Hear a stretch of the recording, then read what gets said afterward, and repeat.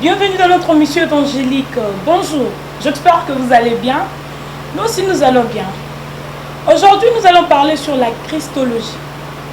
Plusieurs personnes s'attendent du retour du Christ. Les uns disent que le Christ reviendra. Les autres que c'est le Jésus-Christ qui reviendra. Le sacrificateur nous dit que le Christ est de retour en souverain sacrificateur quasiment. Mais comment le savoir? Nous avons invité le représentant de l'église évangélique des sacrificateurs. C'est un représentant de Gênes, le révérend sacrificateur Kaputa Katokangila Rigen. Bonjour monsieur Rigen. Bonjour madame. J'espère que vous êtes sacrificateur. Oui, sacrificateur. C'est un nom très important, très capital. Ça pèse. Tu peux nous expliquer qui est un sacrificateur? Merci beaucoup madame, merci de m'avoir invité dans cette émission. Un sacrificateur, c'est d'abord une personne, parce que le tout part par l'existence humaine sur la terre. Cette personne qui est appelée par Dieu, les dieux du souverain sacrificateur quasiment, qui a accepté à cet appel, qui a confessé et a renoncé à tout le péché du monde et a pris le baptême et vit au sein du royaume de sacrificateurs dirigé par le souverain sacrificateur quasiment. Tous nous connaissons que nous avons un seul et unique sacrificateur, qui est Jésus-Christ. Parce que si je comprends bien, un sacrificateur en lingala c'est Nganganzambe. Tous nous connaissons bien que Jésus-Christ est le seul, l'unique Nganganzambe que nous attendons. Mais subitement là, vous apparaissez, vous êtes sacrificateur, vous remplacez Jésus-Christ ou comment? Merci beaucoup madame.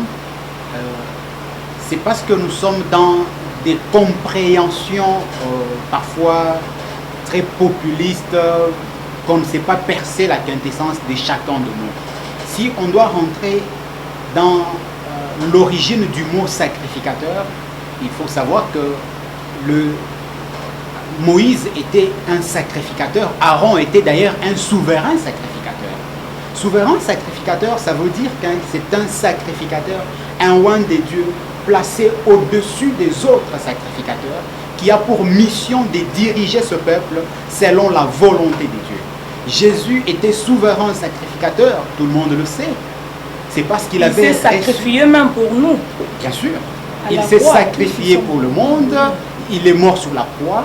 Le souverain sacrificateur Kadima, par la volonté de Dieu, parce qu'il a accepté de sacrifier tout son être, de se sacrifier pour laisser tout le mal qu'il commettait dans le monde, tout le péché de l'humanité, tout le péché du monde qui s'entachait à sa peau, pour vivre une vie saine et une vie sainte selon la volonté de Dieu.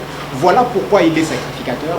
Et nous, qui sommes en face de vous, nous le sacrificateur du monde entier, qui avons cru en souverain sacrificateur Kadima, nous sommes également dans cette ligne parce que nous renonçons et nous confessons tous les péchés, nous vivons dans la sainteté, nous prêchés par le souverain sacrificateur Kadima. C'est l'un des disciples du souverain sacrificateur Kadima, si je comprends bien. Tu es disciple du souverain sacrificateur Kadima. Vous pouvez nous parler du Christ? Tous nous connaissons bien que nous attendons l'Esprit. Je viens d'annoncer ça. L'Esprit qui était en Jésus-Christ, que le chrétien attend. Le Jésus-Christ que nous attendons tous. Apparemment là, il y a un Christ que moi je ne connaissais pas, que le monde ne connaît pas, le souverain sacrificateur Kadima. C'est ça bien, oui? Merci. Tu peux nous parler du souverain sacrificateur Kadima étant Christ? Merci beaucoup madame.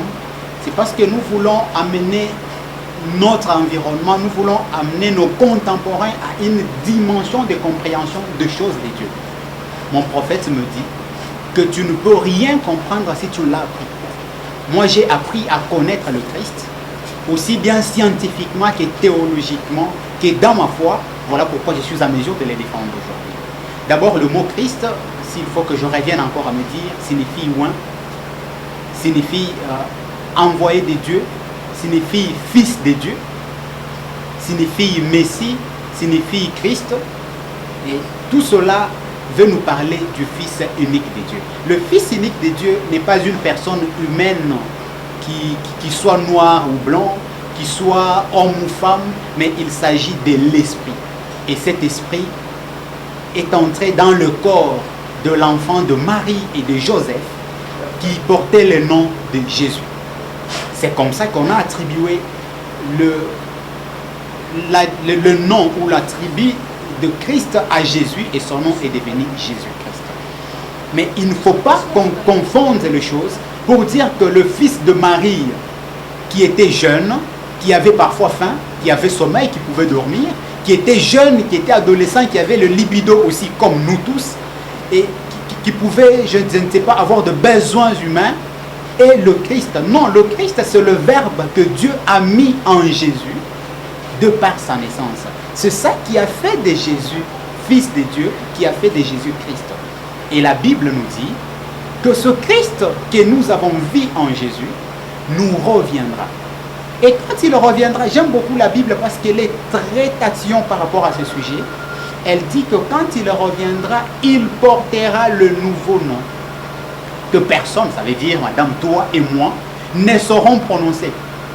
On l'appellera parole de Dieu. Mais Jésus était connu. J'aurais bien voulu que la Bible nous dise que quand le Christ reviendra, il va s'appeler Jésus. Il sera toujours Jésus de Nazareth, il sera toujours le fils à Marie.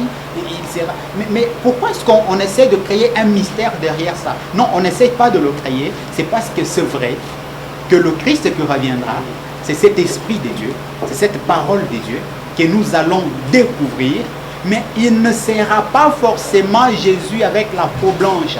Ça ne sera pas cet Asiatique qui est monté au ciel. Ça ne sera pas cette personne au travers laquelle nous avons connu Dieu, qui est mort sur la croix pour nos péchés. Mais ça sera l'Esprit de Dieu qui va revenir. La question qu'on devait se poser, en tant que les gens qui attendent le retour du Christ, c'est de demander à Dieu, ce Christ, quand il reviendra, aura-t-il quel corps? Est-ce que nous aurons la susceptibilité de le connaître, de le voir? C'est comme ça que Dieu, dans sa souveraineté absolue, il a choisi que l'esprit christique qui était en Jésus puisse aujourd'hui incarner la personne de Kadima Bakenge Moussangilai.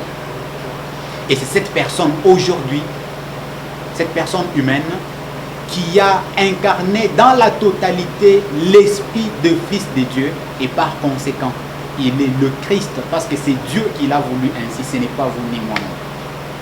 Merci, merci de nous avoir expliqué tout ça.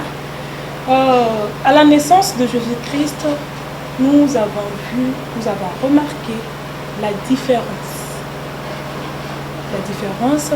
entre la naissance de celui qu'on appelle Jésus-Christ et la naissance des autres enfants comme nous le voyons.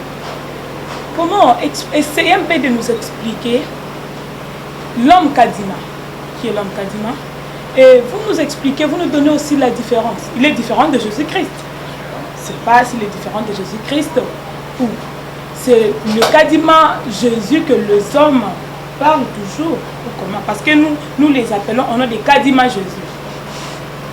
Je ne sais pas, essayez un peu d'établir une différence entre Kadima Christ et Kadima Bakengem Sainilai et Kadima Jésus que nous connaissons tous. Madame, c'est une émission qui me permet de faire de la pédagogie en même temps, parce que c'est un sujet de moins en moins abordé. Tout le monde attend le retour du Christ, mais si on doit se mettre à lire suffisamment la Bible, je sais qu'on saura quels sont les signes qui vont entourer le retour du Christ, mais on ne saura pas si le Christ est déjà rentré ou pas. Je crois que vous devez être d'accord avec moi, parce que si vous lisez la Bible, il n'y a aucun verset qui vous dit le Christ vient d'arriver, ou le Christ est déjà là, ou allez-y sur telle adresse, vous allez rencontrer le Christ. Ça veut dire que nous devons apprendre, nous qui aimons Dieu, nous qui aimons découvrir les choses de Dieu, lire la Bible et prendre le temps de la mettre de côté, prier pour dire à Dieu, quand tu auras envoyé ton Fils, Dieu fait en sorte que je puisse le connaître et le découvrir. Dieu, lorsqu'il envoie des gens parler de lui, ces personnes qu'on appelle des messagers ou des prophètes, il donne à chacun un message et une mission spécifique. Tu peux établir une différence entre la naissance de Kadima et les autres enfants? Merci beaucoup. La naissance de Kadima Pour la comprendre, il faut d'abord savoir que chaque prophète que Dieu envoie sur la terre a chacun une mission, un message et une doctrine différente de tous les autres prophètes. Voilà pourquoi quand Moïse, par exemple, quand il est venu, il ne nous a pas parlé de la construction de l'arche, ce qui était la mission de Noé, par exemple. Voilà pourquoi Jésus, quand il est venu, il ne nous a pas parlé de la sortie du peuple d'Israël, de l'Égypte. Il a parlé de la repentance. Kadima, dans sa naissance, n'a pas nécessairement eu de faits qui ont entouré la naissance de Jésus, parce que Dieu n'a pas que ça à faire pour prouver au monde que celui-ci est mon fils. Dieu a à mettre son verbe dans la personne, cette personne la transmettre. Kadima est né d'une manière ordinaire, comme tout enfant. Il est né d'un père et d'une mère. Il est né avec ses frères et sœurs. Okay.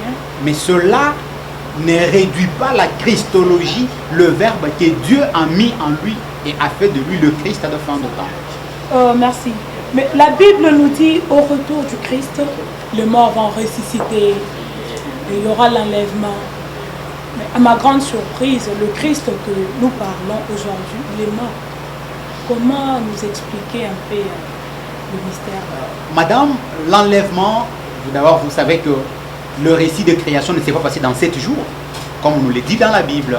Le récit de création a duré de siècles et de siècles. Et ainsi, le récit de la fin de temps ne pourra pas se passer dans une minute. Donc le Christ arrive à 12h30 et à 12h45, l'enlèvement s'est fait, la terre est transformée. Non, ça se passe avec beaucoup de lenteur selon que Dieu le veut. Parce que la Bible elle-même nous dit qu'un jour c'est 1000 ans pour Dieu. Et il était déjà institué par le Dieu, il était déjà institué dans ces années-là par Dieu. Si je Effectivement, Dieu a commencé le processus de fin de temps.